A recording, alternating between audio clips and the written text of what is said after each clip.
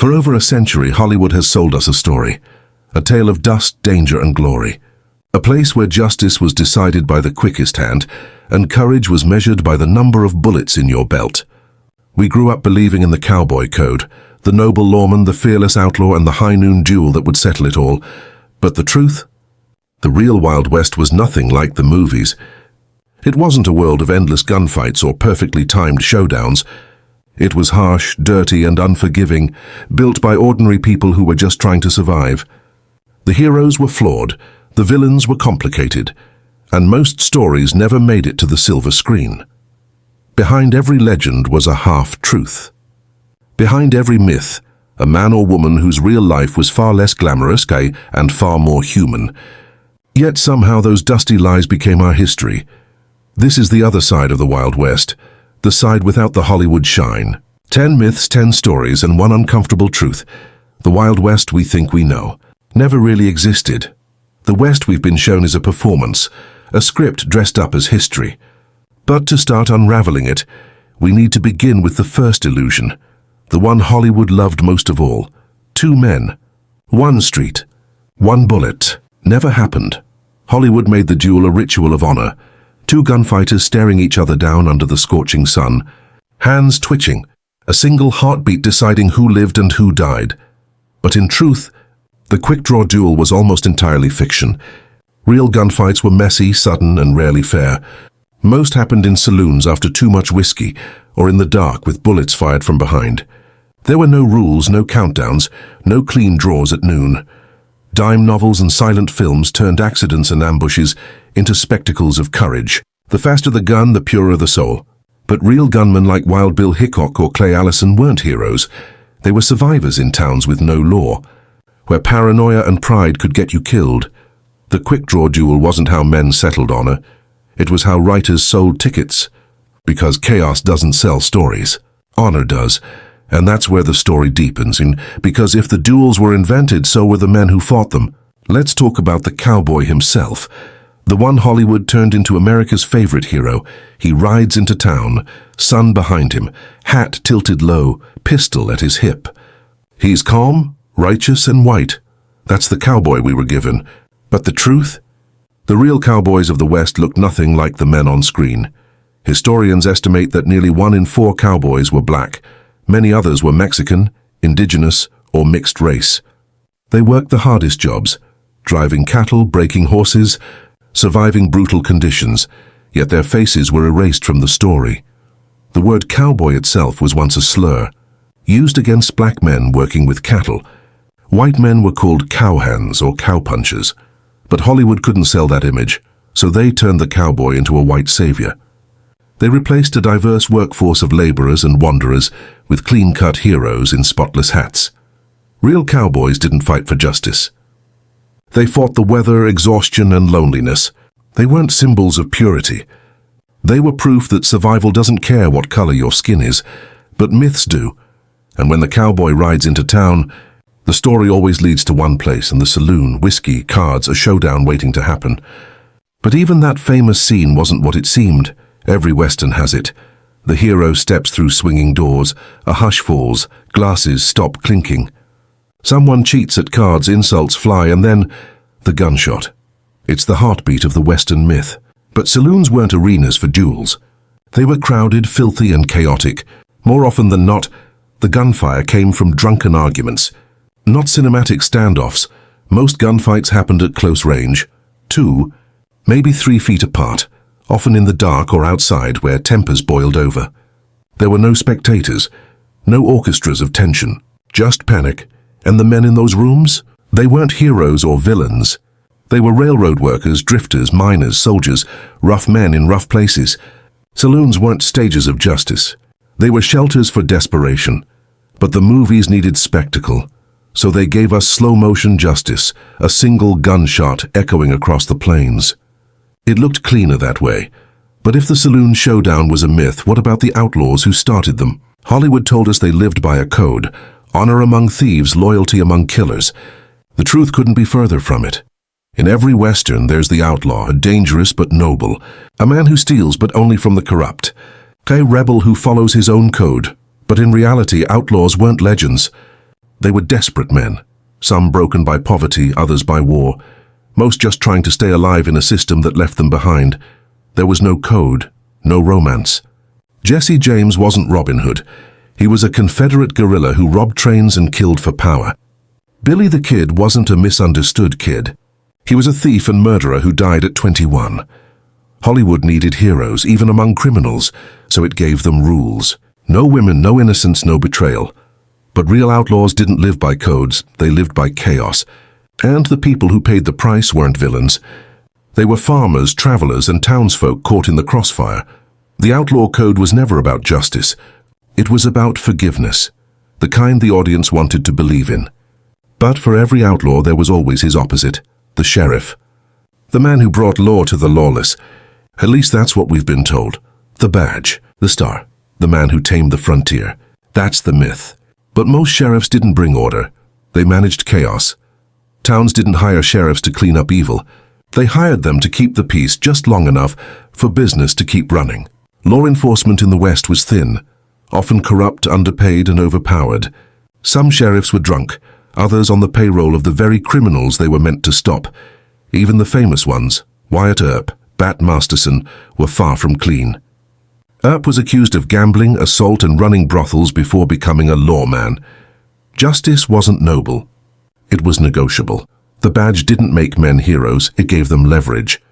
And in a land built on survival, that meant more than truth. Hollywood turned sheriffs into saviors because someone had to stand for order.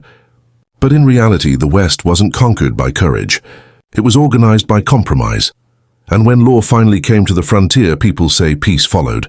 But peace in the West was never real, only quieter. We imagined tidy streets, a church bell ringing, children running safely past white picket fences. The West tamed at last, but those towns, they were never peaceful. Violence didn't vanish, it just moved indoors. Feuds, corruption, theft, and disease were as common as sunrise. Boom towns rose overnight with the promise of gold, then crumbled as soon as the mines ran dry. Bodies filled unmarked graves before the dust even settled. The myth of the peaceful town came later, built by nostalgia, not memory. Settlers wanted to believe they had created civilization out of chaos. Hollywood helped them forget what it actually cost. The peace wasn't earned. It was enforced. By sheriffs who looked the other way. By militias that removed anyone who didn't belong. And by laws written to protect the powerful, not the righteous. The West didn't become peaceful. It just learned to hide its noise. But beneath that silence, one story kept echoing. The story of the land's first people. And what Hollywood did to them was more than myth-making. It was erasure. Hollywood gave us two versions of the Native American, the savage and the noble. Both were lies. The noble native, wise, stoic, tragic, was a fantasy created by guilt. A way to honor a people after taking everything from them. In truth, native nations weren't relics or symbols. They were farmers, warriors, diplomats, complex societies adapting to survive in a world that kept pushing them out. The West wasn't empty land waiting to be claimed. It was stolen land, already alive with thousands of years of history. But the camera lens never looked that far back. It preferred simplicity, good and evil, progress and savagery. Because the truth made the story harder to sell. The noble native was never meant to represent native people. It was meant to comfort white audiences. To say we took their land but we respected them. Respect without recognition. Honor without humanity. The real story of the West can't be told without them. But for generations, Hollywood didn't tell it at all. And while men fought and conquered, another story went untold. The story of the women who built the West and were nearly written out of it. The frontier woman has always been shown as a shadow, a figure standing behind the hero, holding the home together while he rides off to make history. Hollywood painted her as soft, patient, and loyal, the heart of the West but never its hands. The truth is, she wasn't standing behind anyone. She was out there in the mud and the blood, doing the work that kept the frontier alive. Women drove wagons across deserts, ran trading posts, raised children in cabins built from their own calloused hands. Some became ranchers and homesteaders. Others turned to less celebrated means, gambling, prostitution, or outlaw life, because survival didn't care about virtue. They nursed the sick, buried the dead, and rebuilt what the men destroyed.